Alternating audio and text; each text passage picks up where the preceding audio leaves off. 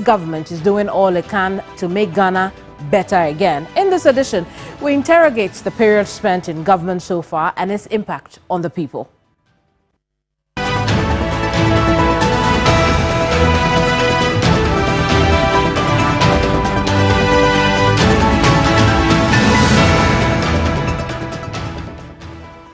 From governance and economic policies to infrastructure and social interventions, it is clear that this administration's early steps are being closely watched. In this edition of Hot Issues, we ask, has the government delivered on its early promises? Today, we assess the progress, challenges, and what lies ahead for the administration as it navigates its first months in office. My next guest is Acting CEO of the Ghana Investment for Electronic Communication, Dr. Rashid Tanko Computer. I am Keminni Amanor, and this is Hot Issues.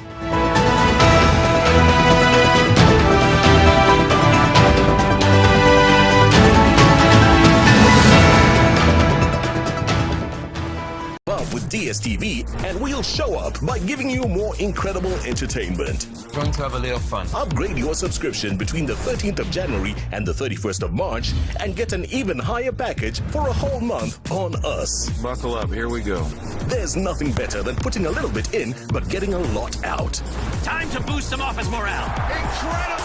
If you want to build a future, you gotta know what you want. Step up and we'll show up on your home of entertainment, DSTV. In a world where every moment counts, one team stands ready to deliver the news that shapes our lives. A team driven by truth, integrity, and unwavering dedication. They travel to the front lines in the tireless pursuit of truth to bring you the world stories like never before. Get ready to witness the stories that matter. We have the most trusted voices in journalism who are committed to delivering accurate, balanced, and thought-provoking news. TV3, first in news. When the sun rises, there is hope. While this hope lingers on, the citizens look up to the government, the economy, the national development agenda, and everything in between. On Ghana Tonight, it's our utmost priority to bring you insightful conversations on the economy, break down the biggest issues while setting the agenda for transformation and national development. The big and important stories are treated from the human interest angle, while the facts and the figures are painted with precision. So now, let's cut the convention and start the conversation here on Ghana Tonight. I am your host, Alfred Okamsi. Ghana Tonight shows Monday to Friday at 10 p.m. on TV3. Brought to you by Flamingo Paint, superior durability, superior hiding, superior coverage, simply superior. Kel Charcoal Toothpaste. Our mission here at TV3 is that the news comes first, and that's the promise of News Central. With reporters every corner of the country. Consignment to attain their action In production, hidden lions. And experts across the subjects that affects you the most. We stay across the big stories that impact you the most as they break, develop, and evolve into major national issues. With all angles covered across the country and across every subject. I am Keminni Amanor. And I am Eric Mawina Egbeta. News Central, live weekdays at 12 p.m. on TV3. TV3, first in news.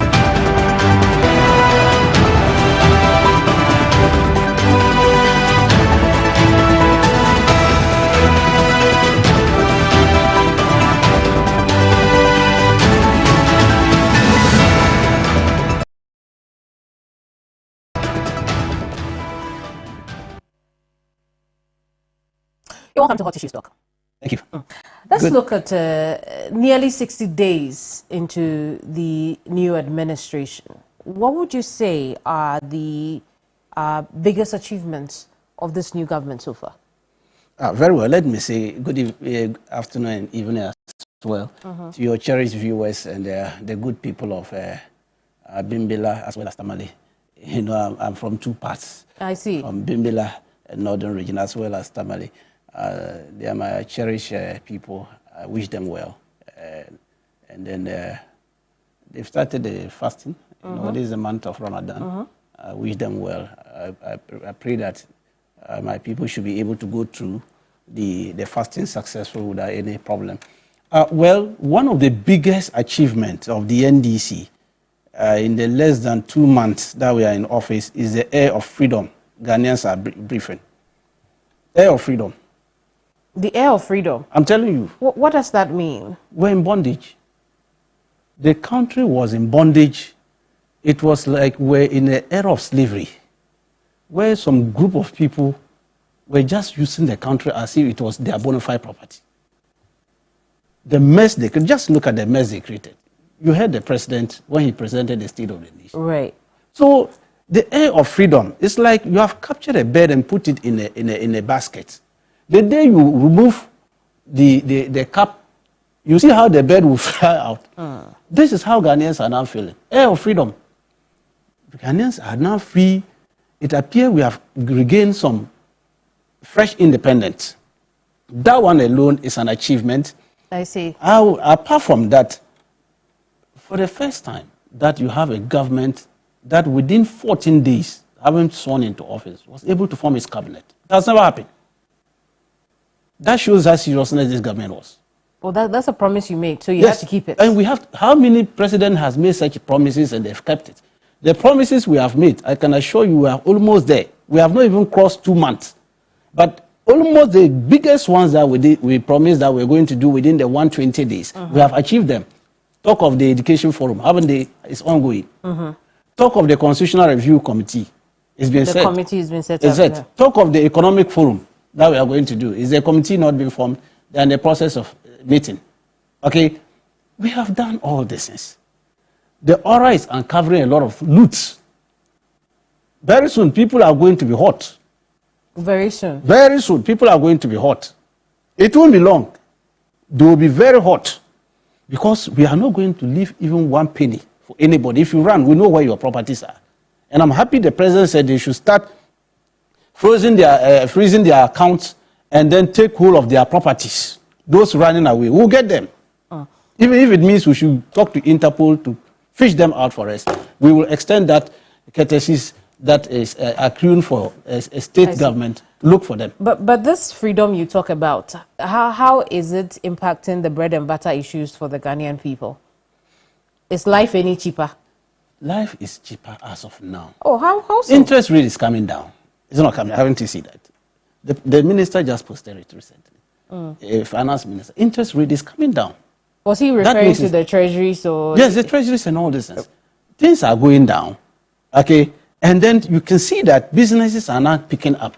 No, I want to understand which interest rate is coming down. Is it the cost of borrowing being cheaper, or of course the interest rate on treasuries coming down? Look, the cost of borrowing is coming down. For individuals, I mean. Of course, and even corporate organizations as well. You cannot do business with 39% interest. It doesn't make sense. As we speak now, it's not coming down. The dollar is a bit stable, although we are still within the range of 15. Okay, in the black market, you get it 15.2. The interbank rate is quite better. Are you getting it? It means it's coming down. Things are going better. Are you getting it? I see. Government is, look at these bond holders. We have been able to pay them their coupons. Is that not true? Our grandfathers, who they cut their head, even they already have sakura, they nearly removed their skins. Our grandfathers. The point the minority has made about that bond payment is that if you say that you didn't come and meet any money, where did you get that money from to make the payment? Because they approved the budget that created that money before you came into office. They were not magnanimous in how to handle finances of this country. We know the brain, we have the skills as how to manage these things. That's why for 8 years, our grandfathers were doing demonstrations and running and picketing at the finance ministry. They didn't know how to handle this matter. They only know how to steal government resources. Okay, we have been able to do it within the shortest possible time. Our grandfathers are no more picketing. They are no more doing demonstrations. That's why I say air of freedom has come back. You see, this is what we are to look. For the first time, the president sat with organized labor to come out with the what? The minimum wage. Have you ever seen that before? For the 8 years, have you seen it coming from these people? Well, but the president started with organized labor because the 10% was just a fraction of what organized labor was looking for. And so the president used his, his clout, so to speak, his position as president to be able to do the negotiations. When you compare with what the previous administration did, they did much more than 10%. So I don't know why that is an achievement for you. You see, it's one of the biggest achievements we have ever seen, where you have a down-to-earth president. He drove all the way from his office to go and sit with organized labor. Let's discuss about the issue. These are the issues on the table. And in a very friendly environment, they were able to agree on. Did you hear any problem coming from them? Even with the percentage the MPP people were talking of, the people were still going on demonstration. They were still shouting because they knew that everything of them, inflation rate was raining around 54%. You come and give me a paltry sum and tell me that you have increased my minimum wage to this level, and therefore I should clap for you. That team could not even send them from that office to Malanta Market. It finished on the way before they get to Malanta Market. That's why it was just useless. It didn't go anywhere. And that's why the organized labor teamed up and made sure that they voted them out. But these people, they're saying that things are going down. Everything looks better. Friendly environment. The president was so magnanimous and frank, brutally frank with them about the issues. These people had let this kind of debt on us. Huge debt. Energy sector, cocoa sector, road sector, every facet of our life. They have finished everything and run away and even put some in containers. Can't you see that we arrested some containers full of money, Ghana cedis and dollars? It's from these people. Which people? MPP. Is that what the investigation revealed? Is it not MPP regime that they brought these things? No, but the investigation reveal anything that happened under their regime is their cause. Give it to them. How so? I mean, we can't conclude that. The problem is why investigations are. How can you have a country with all security apparatus, intelligence apparatus, and yet somebody will come and hide 12 containers full of Ghana money and dollars, and you couldn't see it? They passed through all the radars. Packed Sepema. Sepema is in the middle of Accra, just here. It's not any village they've gone and hid it. Accra here. It means the money would have passed through a lot of barriers, a lot of borders. Containers, they are not small containers, 20-footer containers, each of them containing truck full of money. When I saw the thing, I nearly collapsed. I've never seen money like that. Why are these people so wicked? And gold.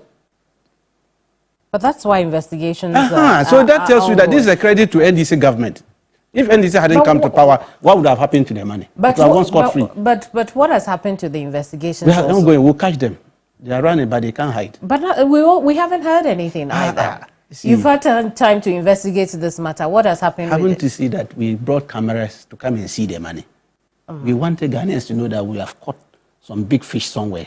They are running. We'll get them. I see. We'll get them. Let's move away from that and come back to the bread and butter issues, because I asked you how the first 60 days has impacted our bread and butter matters in this country. I haven't had a response yet. Oh, no, I've said it has. One, I gave you indications. Organized labor, we have managed to stabilize the dollar to the CD. We have stabilized it. But it doesn't mean life is cheaper. I'm saying it is better instead of the way it used to run, like Usain Bolt. It's no more like that. It has been stabilized. Okay, it has been stabilized. Our fathers, grandfathers, and all this, and we have paid their coupons. Their monies were locked up. We've paid it for them. Is it not going to make their life better? It will increase their lifespan. Some of them were dying. Now they won't die again because they have money to buy their this and pay for their medication and other. It's not impacting on their life. That's a good thing. Organized labor, they have gotten something which will cushion them a bit. Okay, because we have stabilized the market and all these things. This, even though you are saying 10%, it will help them a lot. because it won't be running down their pocket as if they have some big holes in their back pocket. So when they put it, the thing will go down. It won't happen like that. So within this shortest possible time, they have seen some relief in their way of life. Are you getting it? And in any case, we have quickly formed a government. Unlike previous government, it would have taken them about 2-3 months before they form a government. Now we have a government in place, which is functioning. It means they can do proper business with government facilities and institutions and agencies as well. These are all indications that their lifespan will not wait for about 3 or second quarter before they have their government. These are indicators that you see that things are now moving. They mean the government has picked up fast from swearing in. These are all indications that things are getting better. So then what I hear you asking the Ghanaian people is you're setting the tone for a cheaper cost of living in this country. Fantastic. That is why we are on the path of doing. I see.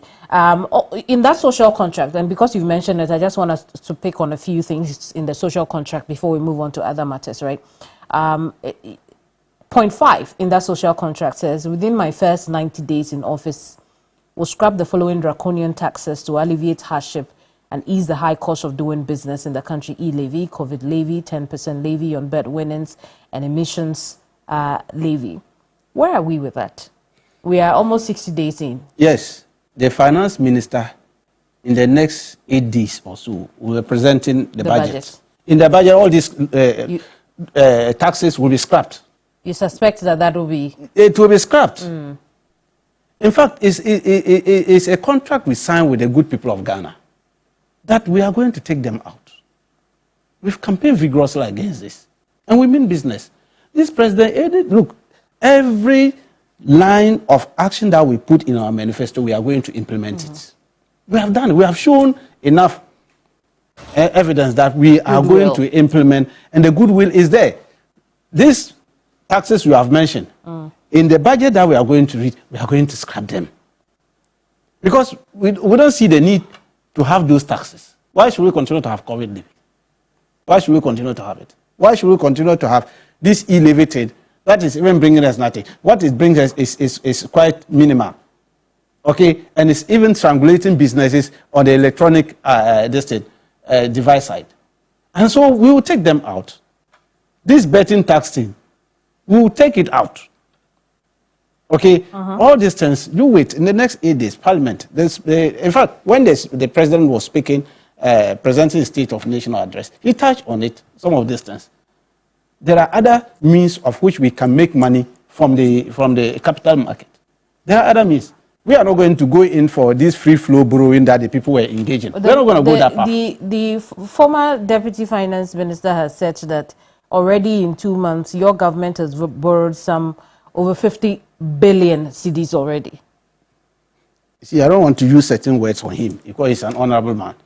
It was yesterday how he was disgraced with that kind of assertion. Government has not borrowed any money. As we speak now, government has not done any borrowing whatsoever. I don't know where he got it from. So it's a complete lie. It's a complete lie. It's a big fat lie. These are the things they did and got 37 points, something 2%. These are the things they did. These were the lies they were saying, and Ghanaians gave them 37%. The most disgraceful percentage a ruling government has ever got. Because of these things they were doing. Where did we borrow anything? We are not even up to 2 months in government. We are already talking of borrowing and borrowing and borrowing. You see, we haven't gone in for anything yet because we are just using our managerial skills in trying to manage the future. Look at what they've done to sinking fund and all this. Even the watch he was wearing on this is more than the money they left in that fund. He how did they sticker or what they call him? No, we don't know the cost of the watch. I think you can make your point without. I'm just telling you that. I want you to know that the amount of money the president said, the amount of money put in that $64,000. Look at the things they are wearing. The watches they are wearing. I don't know the cost. Gold watches and then diamond watches and all that. Look at the prices. You are only assuming. I know. I know them. I know these people. These are the things they did. And now the same person will come and sit and be talking as if Ghana just came into the system and the MPP. We have the adults here, plenty. I say by June, some of them will be very hot. One of the questions the Ghanaian people are asking is, well, oral collected information from you and there's still information for the the NDC administration, and there really isn't much head since then, considering this is a party that campaigned on a lot of transparency and accountability. What's going on with that? Yes, the oral, you see, this was just a fact-finding mission put together, and they managed to brought us a lot of evidence. When they presented it to the president, you know, the agency that has the power to prosecute is the Attorney General. That's why the president handed over the evidence to him to go and prepare the docket. That's what I'm saying. Very soon, people will be very hot. We have an Attorney General who believes before he sends somebody to court, he would have organized enough evidence so that he can nail you proper. He's not the type who will send you to court before he now be looking for the evidence. That's why all these people the MPP sent to court, they had to go free. They didn't have any evidence again. They only bundled them to court for political propaganda. And for 8 years, they were fishing around looking for evidence, trying to get people to incriminate others. That's what they were doing. But this Attorney General, a very learned Attorney General, in fact, most of the judges, he taught them. He's a master, that's his students. He knows what he's doing. He's studying them, he's putting the dockets together. And by the time he hits the court, a lot of people will be hot. I'm not surprised some of them have started making noise before even they go to court. So is oral only going after former appointees of the previous administration? Because, your explanation seems to... Oral was set for a purpose. Right. For the past 8 years, there was massive looting of state resources and assets. Too much. Even ordinary person, you need not even go to school to know that there were plenty looters in this country. You just sit back and you are looking at them, cutting out government resources and properties. Let me tell you, in Northern Region, you don't have any government again in Northern Region, Tamale, the regional capital. They sold everything to their people. If you hear the amount they sold to government prime plot, dear Keminni, you blow your head off. Prime plot, which can go for as much as 1 million Ghana cedis, were sold to people as 20,000 Ghana cedis. What is that? Prime plot. This is until I visited there. I went to the regional administration behind it. Bungalows which were meant for government workers and plot meant for extension and other things. They sold everything. People were building houses over there. Why are they doing? Did they do all this things today? So we said no. This massive loot, because it's 8 years, if you are going to come to wait for them to come to power before you start looking for this information. So we started documenting all this, what they were doing. Looted state resources, went to capital market, used phony these insurance companies and other things to loot the state. We uncovered all this.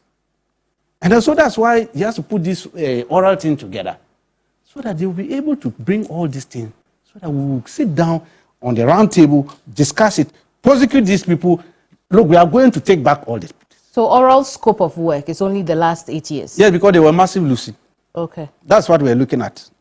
But if we are recovering all loot, why don't we look at beyond the last 8 years as well?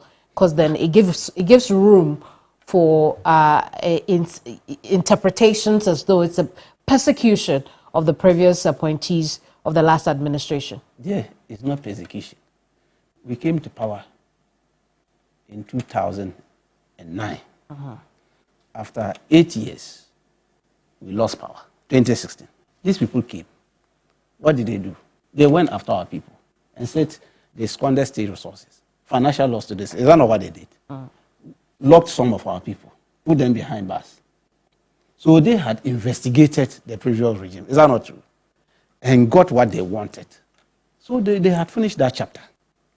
They have finished the chapter of the 2009 to 2016. Is that not true? They also started a new chapter in 2017. So 2017 to 2024, they have finished another chapter. So let's go through that chapter too. Why should you go back to that to be doing a chapter that has already investigated, arrested people and put them behind bars? They should have learned from that lesson. That we prosecuted people after 2016, when we came to power, for 1 or 2 reasons. So that should have been a lesson for appointees of that government. But these people didn't learn anything. They thought they came through the barrel of gun. They were ruling the country as if they were a military regime. They don't care. You can go to hell. Some small cabal were just sitting here next to your next door neighbors. They were your next door neighbors here, doing whatever they wanted to do and mess up the country. I don't understand when you say they were our next door Your neighbors. neighbor, Flagstaff House, they were here. We don't know in Flagstaff House. But you two are also there. And now you see difference. Now can't you see the difference? No, I can't. The difference is very clear. We respect everybody. We open up the place. We are even going to have independence celebration. Is that not true? We have not made governor to look like Chief Palace, where every ordinary person can go there.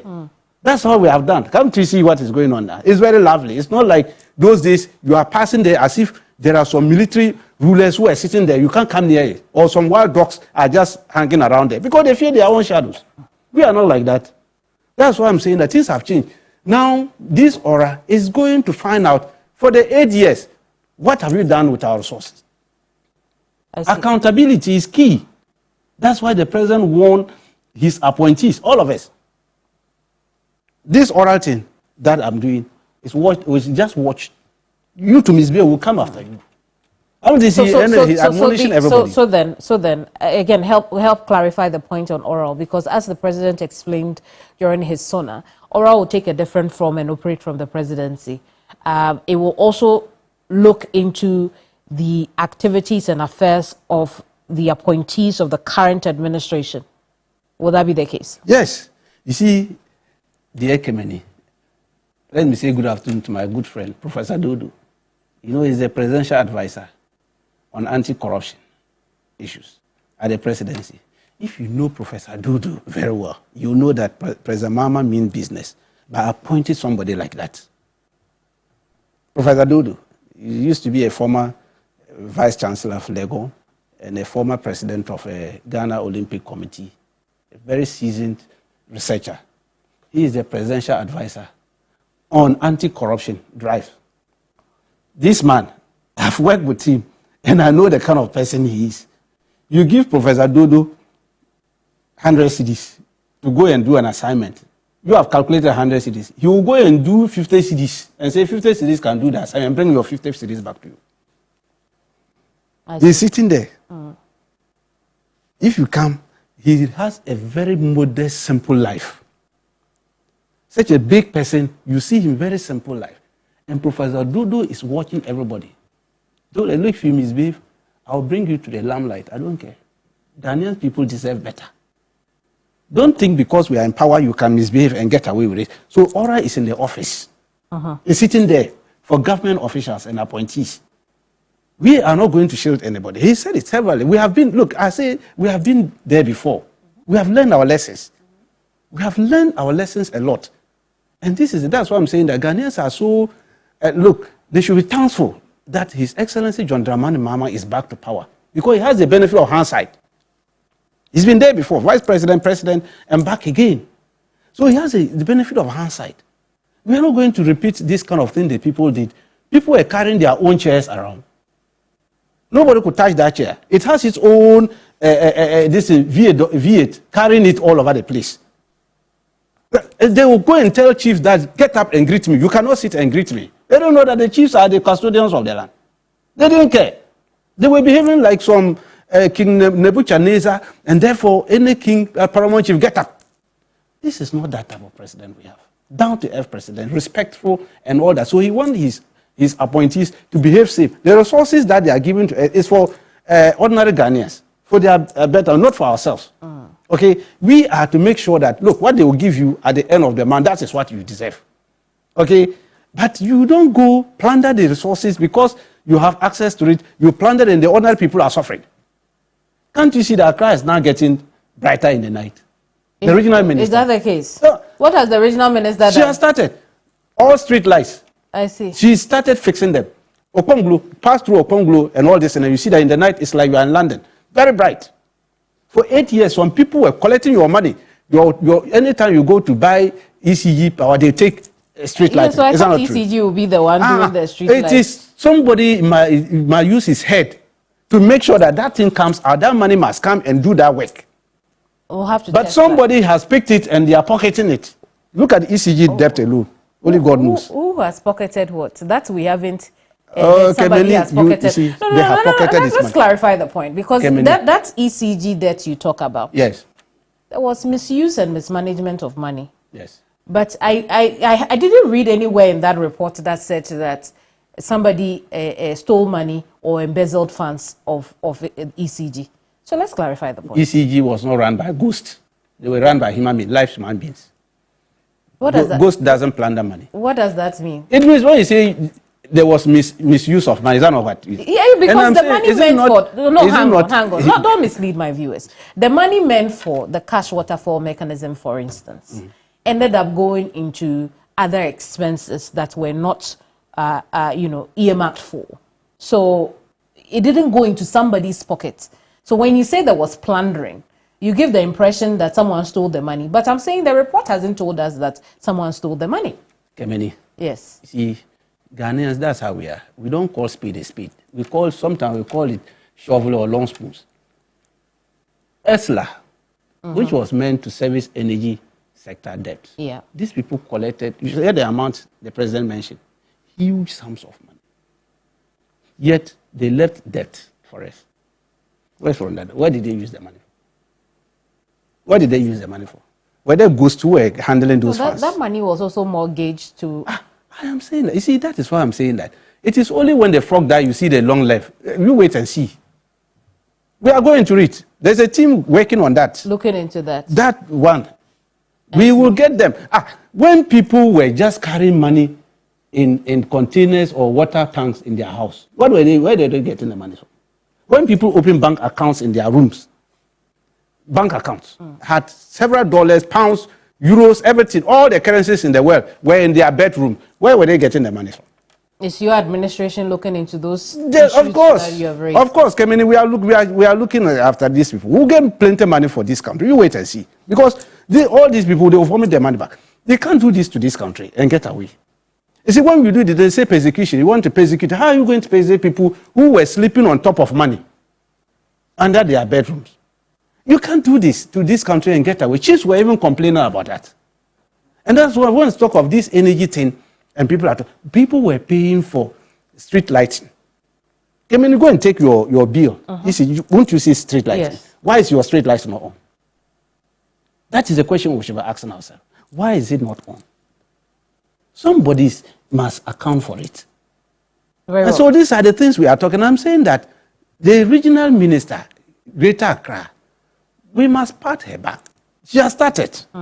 She said 50 days. She has not even gotten half. And already we have seen semblance of street lighting coming. You know, our 24-hour economy is one of the areas that we are going to deal with. Because you cannot be dealing with 24-hour economy and there's darkness in the country. We'll come to the 24-hour economy in a tad. But just back to the social contract, there is the issue of point 21, which says commence investigative processes to purge state security agencies of all militia and vigilante elements. And I want you to take note of that point 21.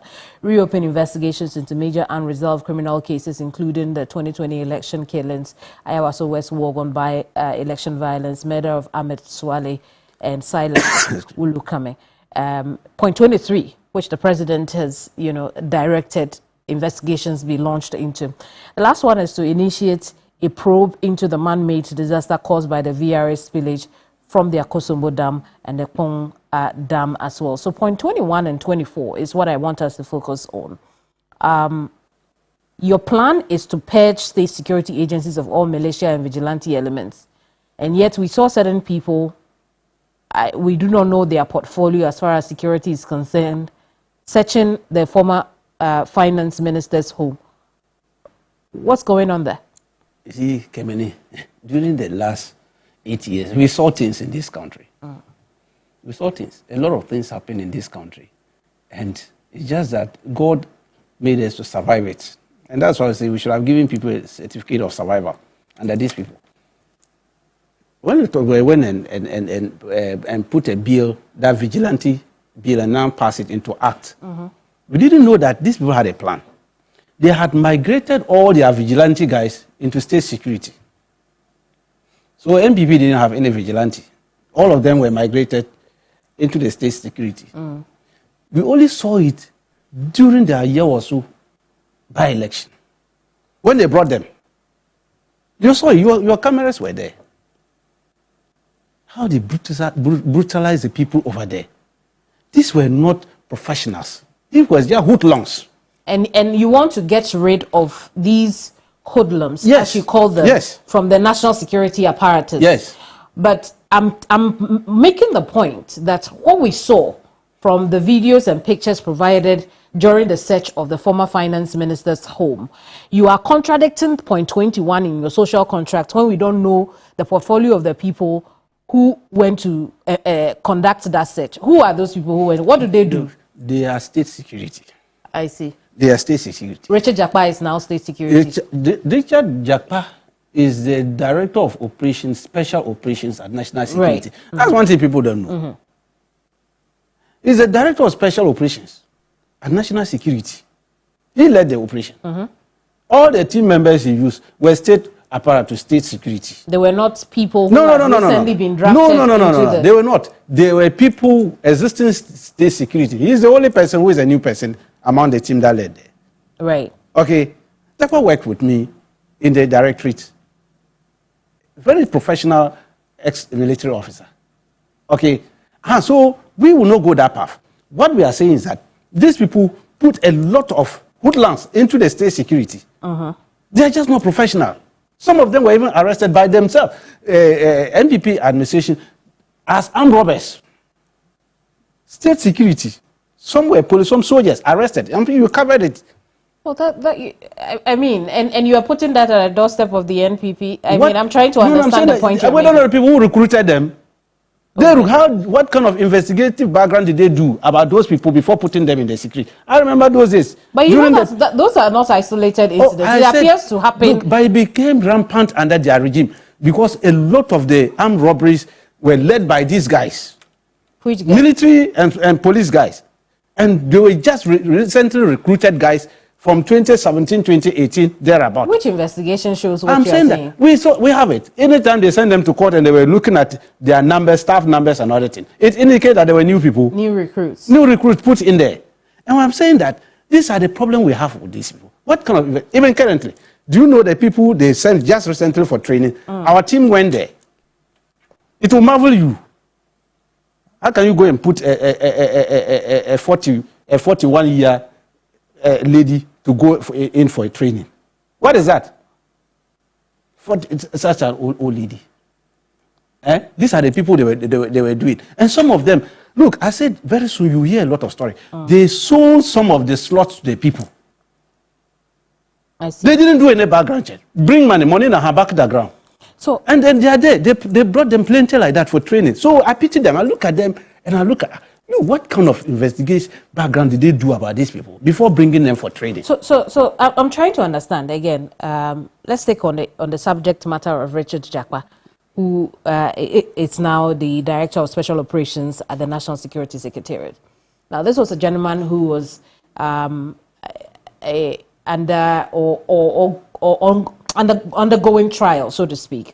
Just to clarify the point, he was on trial for causing financial loss to the state.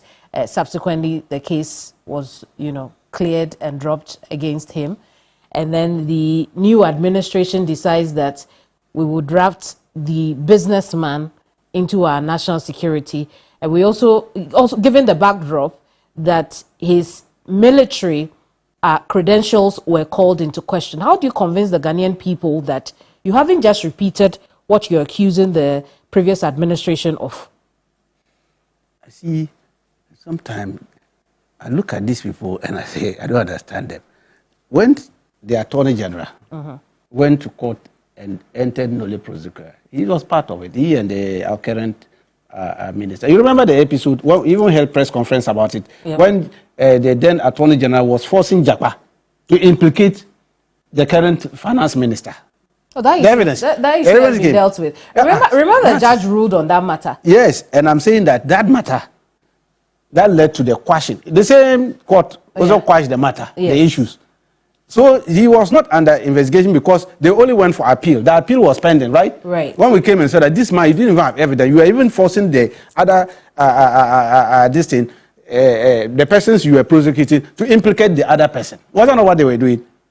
That's why we thought that these people didn't have any evidence against them. So no, again, let me clarify the question I'm asking. I'm not going back to the trial. I am asking, based on what credentials are you putting Richard Jakpa in the in national security? Again, given the backdrop that he was undergoing trial, he was subsequently released from the trial, discharged from the trial. His military credentials had come up. This was supposed to be a businessman, not a member of the NDC. And so, what was the credential? I mean, how do you convince the Ghanaian people you're not doing the same thing that you accuse the NPP of doing, filling national security apparatus with your people? Jakpa is a fine ex-military officer. He has any issue against him at all whatsoever. Even when they brought that military thing, that reporting, he was not indicted for any crime. He just didn't want to do the job again. He just didn't want to do it. So we didn't even know the reason why they brought that and to do what. Because if reading the document that they exhibited, the NPP were banding around, didn't implicate him in anything. It's just that the gentleman felt that I was not interested in doing the job again. And he exited. No case against him. This trial thing, you have just said it. They were acquitted and discharged. There was no issue against them. He's a fine gentleman, a brainy young man in terms of investigation and all that. Very well. The president look at it clearly. If you have any evidence against him, bring it. The fact that people are just banding things around social media and other things is not enough, because the president is sitting on a lot of intelligence. You think the president, if he hasn't got enough intelligence from the military high command and other things, he would have put him there. This is a former president. He knows what he's doing. He's not a fresh president that you can just come and bundle anything on his face and think that he will go with it. He will do his own background checks about you. He will make sure that he get his security service. In fact, now we call them BNI. It used to be called BNI. It's now NIB. We have to even change that name. You want to change that name? Of course, very Why? soon. Oh, what is NIB? What is NIB? National Investigative The scope Bureau. is too small. The scope is too small. We're going to widen the scope. And Yes. how will the BNI widen the Very Bureau soon. of National Investigations? Very soon. Work is ongoing on that. To change the name? Yes, to bring it so that the scope will now be properly structured. Ahead, so that it can go for the work. You know, it's supposed to be working like the FBI or CIA. You see, that is the kind of, is the intelligence wing of the security service. Right. Okay, but look at these people. Go and read the act, the Security Intelligence Act, and see what they have done to the BNI, now NIB. And you see that's why they were like two-fledged bulldog under their regime, so that they can get away with what they were doing. It was a plan, a strategy. If you are into security palace, you know what I'm talking about. They know what they were doing. They have reduced their power to the extent that they put some small boys over there, and they were just doing nothing. So they were just getting away. You've removed all those people? Very soon. Very soon. Resetting is also going to go there. Resetting will happen at the NIB? Every sector. The president resetting is not for only one particular institution. It's across the country. Are you resetting at GIFEC? Oh, yes. We have to reset. Of course. The resetting, you see, when we talk of resetting, people think that it's just going about human beings. No. Okay. It's not about going about human beings. Right. It's to change the way we used to do things. We can't continue doing the same thing and expect a different result. So when the president mentioned it, he will reset Ghana. It is not an institution. We are going to reset our entire lifestyle, our entire way of doing things in various departments. Right. So when we talk of resetting, then these NPP people will sit down and think that it's by removing people. No. Doc, I'm going to take a break. When we come back, we'll continue from where you left off. We'll talk about Ablekuma North and the other contested constituencies. Then we'll talk quickly about GIFEC and its role in the 24-hour economy. Don't go away.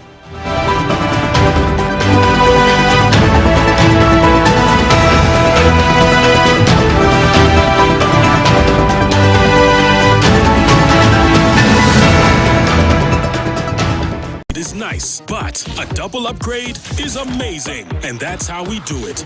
Upgrade today to get even more with Step Up. If you're on GoTV Max and upgrade to GoTV Super, you'll get way more with GoTV Super Plus. That's so cool! Get big value. Get big entertainment. Very good. Perfect! Upgrade and get even more with GoTV. GoTV. Love it. The news that matters most is the news that hits closest to home.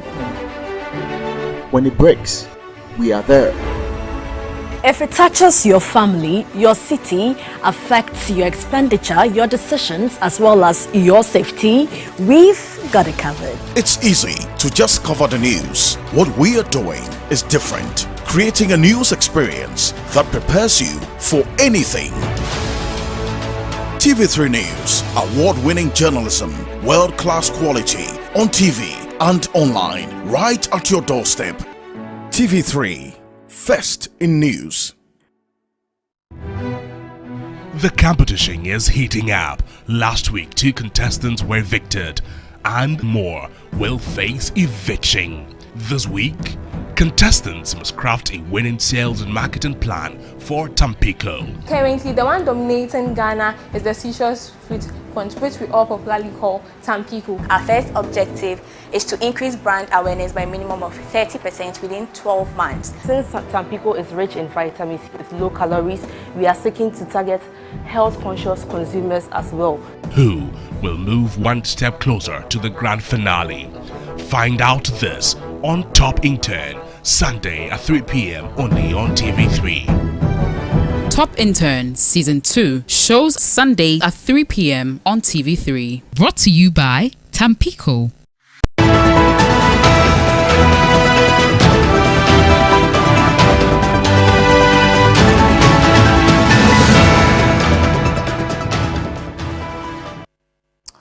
My guest in this edition is acting CEO of GIFEC. He's also the Deputy Director of Elections and IT for the NDC, Dr. Rashid Tanko Computer. Doc, I appreciate your patience in talking to us, but I did say we'll take off from where you left, and I'm tempted to go back a little bit to the social contract, but I think we spent enough time on that. Let's go ahead and talk about Ablekumanos. Ablekumanos, the Electoral Commission is now saying they want to sit with both the NDC and the NPP to find an amicable solution to the lack of representation at the moment in Parliament for the constituents in that area. What's the NDC's position on this? You see, Keminni, this Electoral Commission, they have not been learning from their past mistakes. They don't learn from their past experiences as well. See, I told them that, look, this thing that they are doing, and the last IPAC, before the one held, we were there when this Ablekumanov issue came. And it was an issue about 62 polling stations on that day. Something happened. I mean, violence happened. We don't know where it came from. Disruption, and 62 polling stations could not be accounted for. Okay, so the results was declared. Now you people sat in your office, you don't have that power yet, and said no, you won't accept the results, and refused to gazette the declared result because 62 were not there. So we said fine, no problem. Then we sat and discussed about it. Then they told us point blank at the meeting presided by the deputy commissioner in charge of operation that they don't have single pink sheet of this 62. They don't have. They are supposed to have the originals. We have photocopy, carbon copies. They give us carbon copies. So they will have the original. So in an event you are going to cross-check, you cross-check from the original. They don't have. We don't have. MPP said they don't have. Now, what the MPP told us in that meeting was that they have scanned copies. We say, oh, Evan, stop that. You know we don't deal with scanned copies in our electoral matters. Our electoral system is purely a manual process. We fill the pink sheet manually, they give me copy, you take your copy. We don't bring scanned copies during collation center. But eventually you agreed to use the scanned No, who agree where? That's where I'm coming from. I say they don't learn from their mistakes. We all agree that these scanned copies will not be used. Then people said, okay, they will go. It's like they will go and find out. It seems they have it. They will bring it. They will say, if you come back in the next meeting that we are going to hold about this matter, and you come with your copies, the carbon copies, we will cross-check and find out whether they are original, like how we did Domi Kwabenya. Those 3 ones, we brought physical ones, not scanned copies. That's why I'm saying that they shouldn't be comparing apples to oranges. We brought hard copies. The presiding officer came and looked at it and said, yes, this is mine. No, but eventually in the case of Ablekumanos, some agreements or concessions were made with the 62. No, we didn't. I see. We stood by our 62. You see, what they did was complete kokofu. It wasn't part of us. They did their own thing. They did their own thing. You know, we went to court after the mandamus. We ran for an appeal against it and a stay of execution. So because of that, we didn't participate in that process. But some of our officers in the constituencies, I'm saying they didn't know that we have filed this thing. Did you see our candidate there? Arabna was not there. Well, occasionally she passed by. No, Arabna was not. It was when these people started and we heard that they were doing application. I said, no, I can't do that.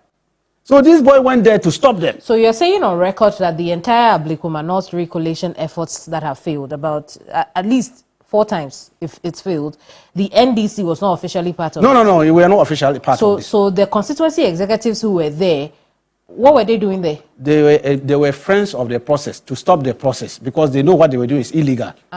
It wasn't official. That's why you didn't see any senior member of our party there. Did you see any regional executive or national officer there? I do not have a recollection of that. The thing is that what they were doing, we're not party to it. We thought it was illegal. You can't use scanned copies of our opponent. Look, I have a background in graphic design. Give me a laptop, and I will design a pink sheet for you within a twinkle of an eye, and put figures on it.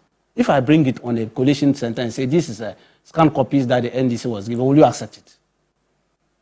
If you're an electoral officer and you accept it, means you are colluding with me to rig the election for my opponent. That is what they were doing. The MPP came with scanned copies and the Electoral Commission were accepting it. Why are they doing that? That's why I described them as crooked officers. Well, but perhaps if you do that... No, hang on. Perhaps because the constituency executives admitted, because this Ablekuma North issue, as I remember it, it moved from 62, it came to 41. Now there were about 11 copies that needed to be. That's when they brought in some of the polling station executives, and one of them had indicated that I do not know this document that you are showing me. You see, that's why I say it even defeats the whole effort that we're trying to do. I told you, this MPP, they are masters in faking pink sheets and concocting figures. That has been their modus operandi. I do not know that. I'll give you an example. Didn't you see the presiding officer came and said, this is not my document? Yes. So where did they come from? Somebody concocted it and designed it and was forcing on the EC. And these EC officers who were there were trying to use it. So how will you describe these people? So 2 things are happening. The Electoral Commission wants to sit with the NPP and the NDC to forge a way forward for Ablekuma North. We also know that you are in court over this matter. What is going to happen now? Because you have the majority in the House, your House is incomplete, and it would appear that, you know, we are just watching the wheel of time move. Keminni, you see, the right person must represent Ablekuma North people in the chamber, not an illegal person. You see, that has been our position, NDC. It's not that we don't want Ablekuma North to be declared, but we want the right person. For instance, we have about 6 or so illegal officers in Parliament now. We are chasing them. They were declared illegally and sworn in, and we are going to go after them. One of them is already in hot shoe. Are you referring to Tema Central? Not Tema Central. This Akotia. Akotia gentleman. Yes. He's in hot waters. He's also at the Supreme Court. But the Supreme Court asked him, he's only lucky they asked him he should stay the sentencing. They want to discuss it, yeah. Not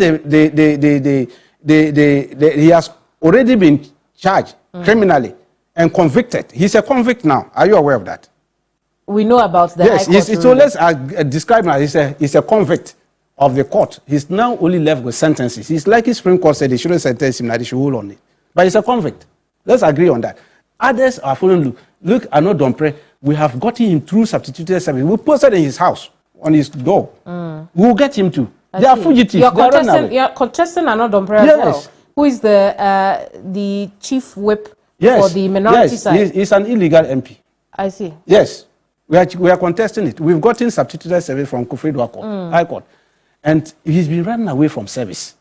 Now we got him through substitutes. He cannot dodge again. We'll get him. We are chasing another 3 in Ashanti region. I see. And so you also did substituted service in Tema Central. In Tema Central.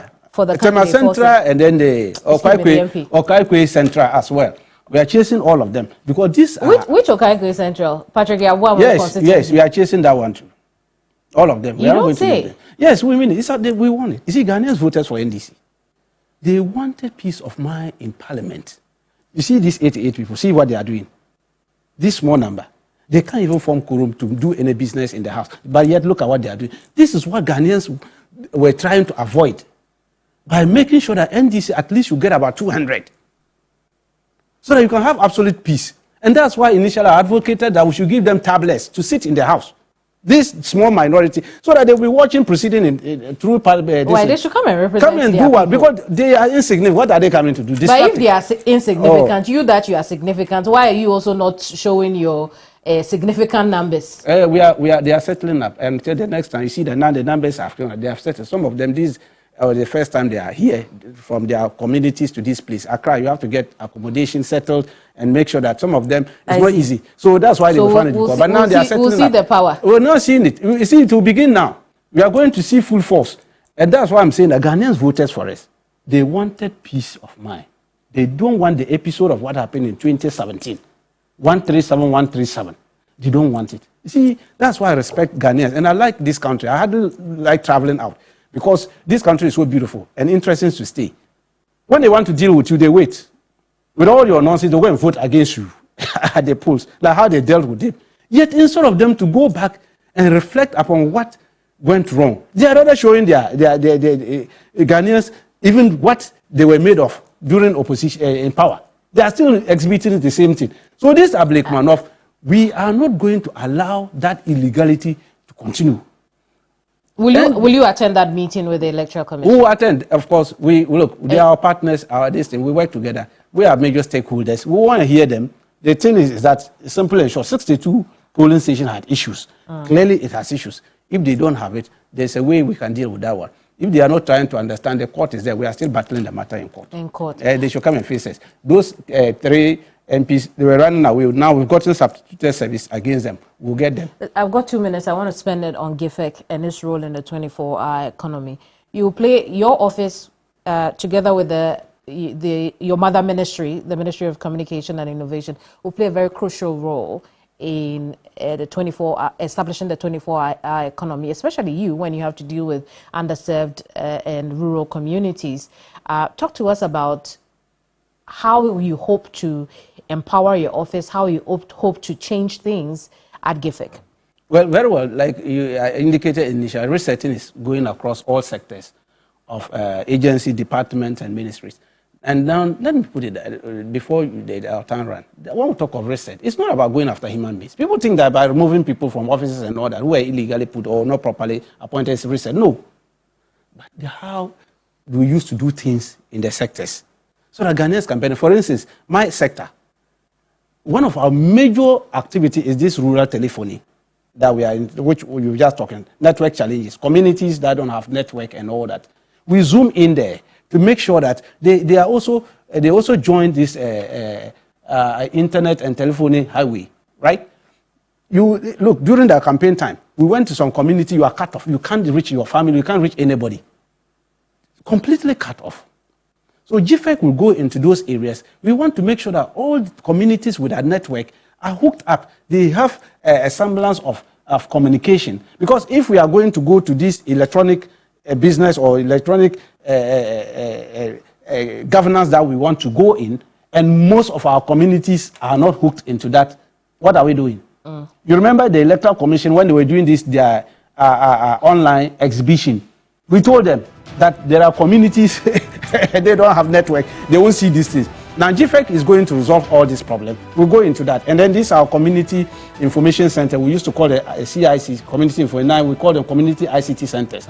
We are going to up it because of our 1 million coders that we want to train. Indeed. Yes, indeed. We are going to up it. So we are going to, most communities will get these CICs, and we'll equip them with state-of-the-art equipment, ICT equipment, to train us so that our youth will get proper training of this coding system that we are going to do. I see. So when there's a lot we are going to do. Because that will fall directly under you. Yes, it falls under.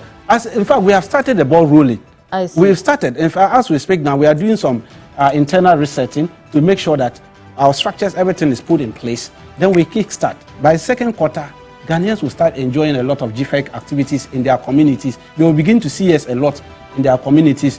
And then so people should get ready. All communities with our network will come up there and make sure that we give them at least semblance of communication so that they will no more be hanging their mobile phones on trees or they have to mount some hills before they can make calls. We will make sure that we'll hook them up to the next We'll take you up on that. Of course, Thank you so much for talking to us. Yes, grateful. Dr. Rashid Tako Computer is acting CEO of GIFEC. We've been talking about the first 50, nearly 60 days of the current administration. We dovetailed into the outstanding contested constituencies, especially Ablekuma North. We've also talked about GIFEC and its role in the 24-hour economy. Doc, I believe we'd have to do this again sometime soon. Yes. Yes, but we have to go now. My name is Keminni Amanor. This is Hot Issues. There's a playback on YouTube and on our socials. Bye-bye.